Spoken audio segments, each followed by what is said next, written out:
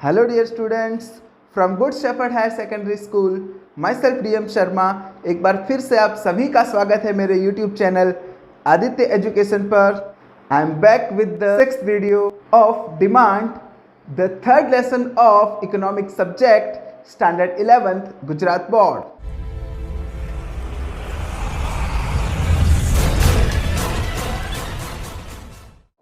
Friends, in the last video we had seen the increase and decrease in demand and individual demand and market demand. In today's video we will study the most important topic of this chapter, and that is elasticity of demand, price elasticity of demand and its degrees. So without wasting time, let's start. And now one more most important topic of this chapter, and that is elasticity of demand. Friends, ये topic बहुत important है।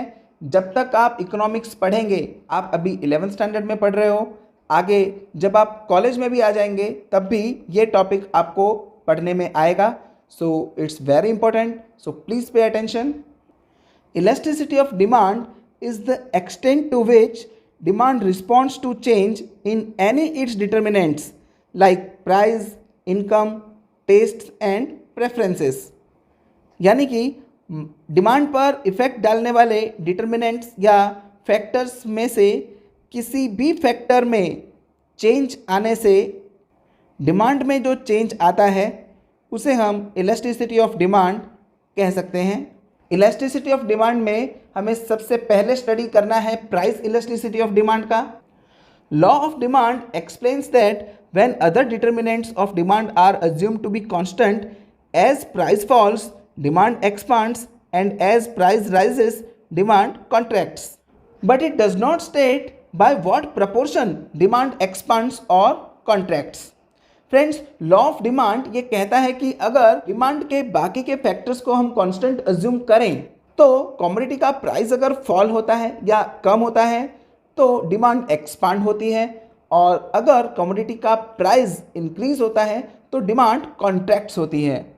लेकिन ये law ये नहीं बताता कि demand किस प्रपोर्शन में या कितने रेशियो में एक्सपांड या कॉन्ट्रैक्ट होती है। The concept of price elasticity of demand explains this. यानी कि जब हम प्राइस इलास्टिसिटी ऑफ डिमांड का स्टडी करेंगे तो हमें ये पता चलेगा कि प्राइस में इंक्रीज या डिक्रीज होने से डिमांड में जो एक्सपांसन या कॉन्ट्रैक्शन होता है वो कितने प्रपोर्शन में या किस रेशियो में होता है।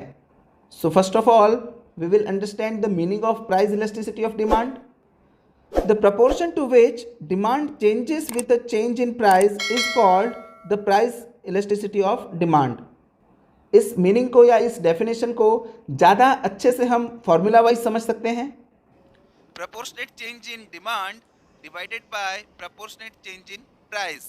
इसे और अच्छे से समझने के लिए एक एग्जांपल देखते हैं।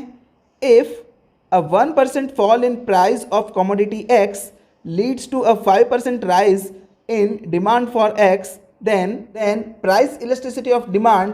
Friends, price elasticity of demand को आप इस तरीके से EP से इंडिकेट कर सकते हैं। So again price elasticity of demand is equal to percentage change in demand of X divided by percentage change in price of X। तो हमें पता है फ्रेंड्स कि प्राइस हमारा फॉल्स हुआ था, यानी कि प्राइस में एक कमी हुई थी, और डिमांड हमारी एक्सपांड हुई थी, डिमांड हमारी बढ़ी थी। तो हम एक्सपांड होने के लिए प्लस की साइन यूज़ करते हैं। So percentage change in demand of X is +5% and percentage change in price of X, यानी X नाम की कमोडिटी के प्राइस में फॉल्स हुआ था, यानी प्राइस कम हुआ था, तो उसके लिए हमने यहाँ पर माइनस का साइन यूज़ किया है। तो जब आप इसे डिवाइड करेंगे तो आपका आंसर आपको मॉड्यूलस में रखना होगा, क्योंकि इलास्टिसिटी कभी भी नेगेटिव नहीं होती फ्रेंड्स। तो यहाँ अगर माइनस में आंसर आता है तो वो नेगेटिव इलास्टिसिटी दिखाएगा, जो कि पॉसिबल नहीं है।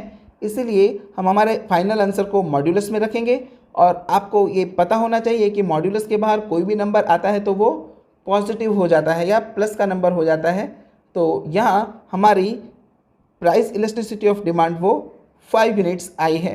आपको एक बात और नोट करनी है फ्रेंड्स कि price elasticity of demand is expressed in pure number and is not associated with any units of measurement like percentage, rupees, kgs, liters, meters, etc. यानी कि प्राइस इलास्टिसिटी ऑफ डिमांड को आप केवल number में इस तरीके से लिखकर छोड़ देना है। इसके आगे पीछे आपको कोई साइन जैसे कि परसेंटेज हुआ या रुपीस हुआ, लीटर, मीटर, किलोग्राम, ऐसा कोई साइन या सिंबल आपको नहीं लिखना है। Now the degrees of elasticity of demand. So friends, the extent of change in demand because of a change in price can be expressed in 5 degrees as perfect elastic demand, perfect inelastic demand, unitary elastic demand, relatively elastic demand, and relatively inelastic demand. So friends, the first degree of elasticity of demand is perfectly elastic demand. Friends, perfectly elastic demand में जो elasticity of demand होती है वो infinite होती है। तो सबसे पहले हम जानते हैं कि परफेक्टली इलास्टिक डिमांड होती क्या है। If there is an infinite change in demand for a commodity because of a negligible change in its price which may be as low as zero, then such demand is called perfectly elastic demand. यानी ना के बराबर price के घटने से अगर demand में infinite change आ जाए, यानी कि डिमांड कितनी ज़्यादा बढ़ रही है उसे मापा ही ना जा सके, ऐसी सिचुएशन को हम परफेक्टली इलास्टिक डिमांड कहते हैं। फ्रेंड्स, ये प्रैक्टिकली पॉसिबल नहीं है, इसे थियोरेटिकली ही हम समझ सकते हैं। इसे फॉर्मूला वाइज अगर प्रेजेंट किया जाए तो price elasticity of demand is equal to proportionate change in demand divided by proportionate change in price. तो यहाँ पर डिमांड में जो चेंज हुआ है उसे तो हम माप ही नहीं सकते, वो तो इनफाइनाइट है। और प्रोपोर्शनेट चेंज इन प्राइस में फ्रेंड हमने जैसे कि कहा कि ना के बराबर, सपोज ज़ीरो जितना चेंज प्राइस में होता है, यानी प्राइस में कोई चेंज हुआ ही नहीं है, तो आप प्रोपोर्शनेट चेंज इन डिमांड यानी डिमांड में जो चेंज हुआ है उसे आप जब ज़ीरो से डिवाइड करेंगे तो ज़ीरो से किसी भी नंबर को डिवाइड नहीं किया जा सकता, जो भी आंसर आएगा वो इनफाइनाइट आएगा। इसे ग्राफिकली इस तरीके से हम एक्सप्लेन कर सकते हैं।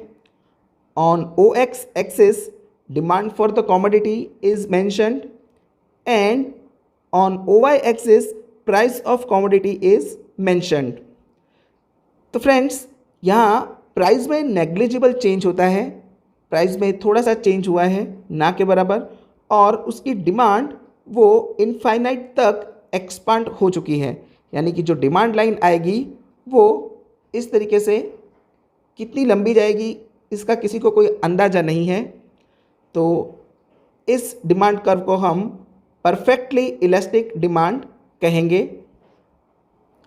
इन this diagram the curve DD is horizontal straight line parallel to X axis and depicts infinite change in demand at the same price. Friends, such elasticity of demand is not found in reality but in the theory of economics such demand is explained in a perfectly competitive market. यानी कि वास्तव में ये इस तरह की demand वो reality में होती नहीं है, लेकिन परफेक्टली कॉम्पिटिटिव मार्केट को एक्सप्लेन करने के लिए इकोनॉमिक्स की थियोरी में इस टाइप की डिमांड का जिक्र किया गया है।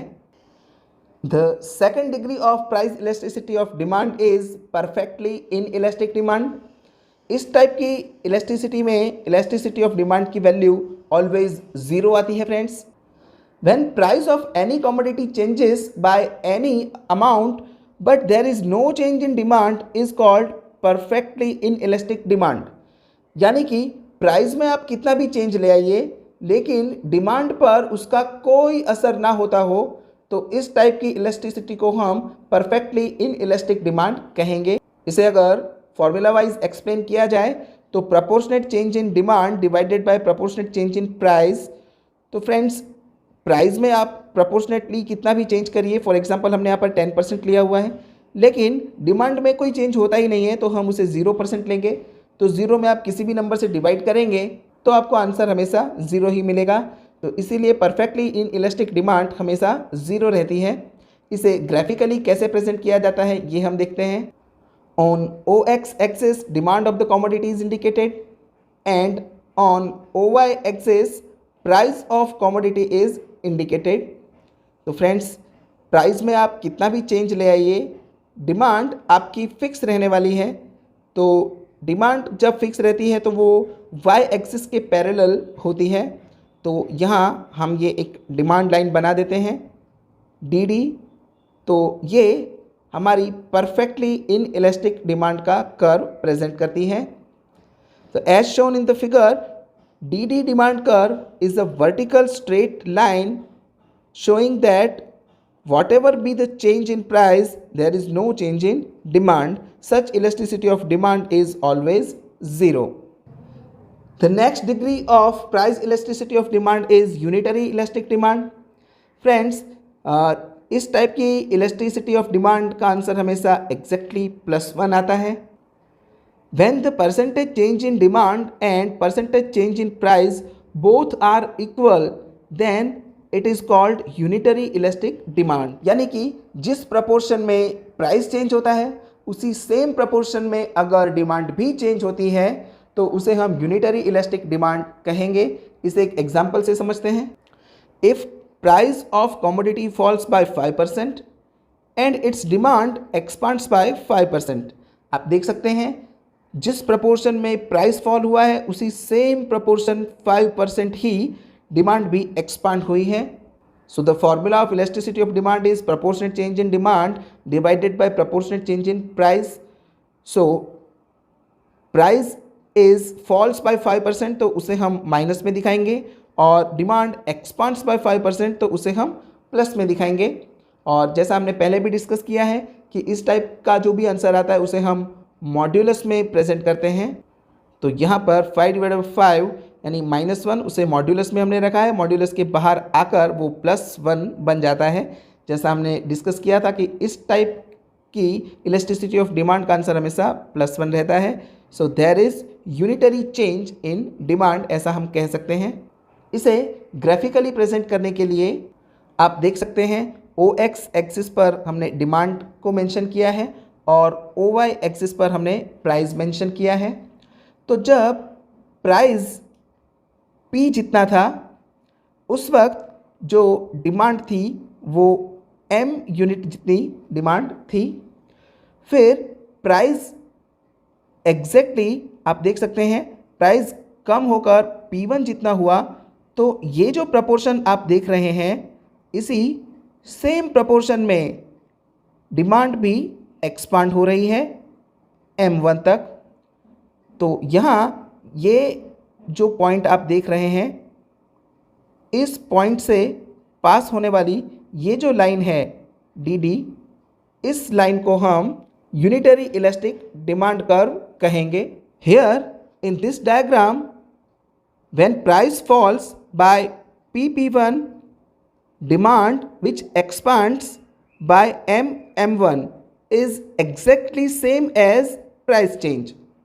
Hence, it is called the unitary elastic demand. तो फ्रेंड्स, अब बाकी की जो 2 डिग्रीज रह रही हैं, relatively elastic demand and relatively inelastic demand, उनका डिस्कशन हम नेक्स्ट वीडियो में करेंगे। So friends, we stop here today. I hope you all have understood all the points that I have explained. If you have any doubt you can ask me in the comment section, और आप मुझे मेरे mail ID पर भी अपने questions पूछ सकते हैं। If you still have not subscribe my channel then please subscribe it and press the bell icon button so that you can get the notifications of my next videos on the very first day. अगर आपको video पसंद आया है तो please उसे like करें, अपने friends में शेयर करें और अपना वैल्यूएबल कमेंट हमें दें ताकि हमें ऐसे ही इंस्पिरेशन मिलती रहे। बहुत जल्द मुलाकात होगी आपसे अगले वीडियो में। तब तक के लिए पढ़ाई करें, सुरक्षित रहें। Good bye.